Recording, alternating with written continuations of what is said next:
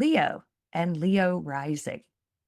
Okay, Leo, this eclipse for you is really going to be penetrating some seriously deep waters.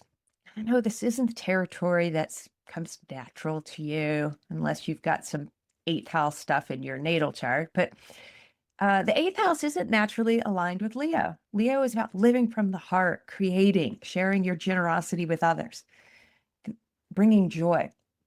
This eighth house is inviting you to go deeper into, emotional and the psychological territory, to look at the shadow, the shadow you have, and maybe this shadow that comes up around the really serious issues of, when you bond with another person, or even around like issues of life and death.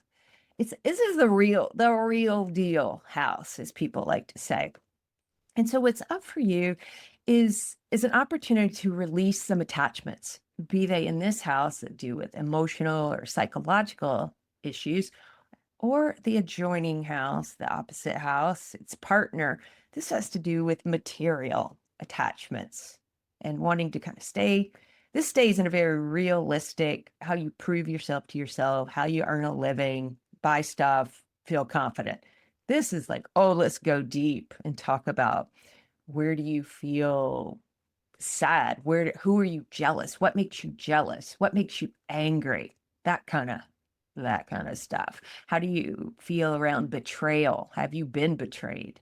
Is deep. And but it's essential to evolve and continue growing into the wise one you are meant to be. And so the pitfall here could be to opt to not do it, to just completely skip it and refuse to grow.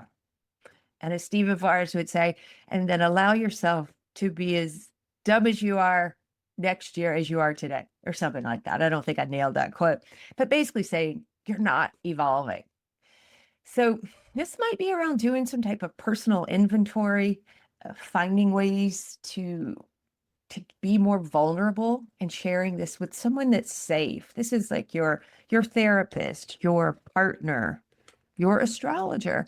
This isn't for social media. I mean, I don't think, but Leo, if that's where you want to do it, you do you. And I'm also going to say, you might feel really foggy and this confusion. If that is coming up, no, that's an informant.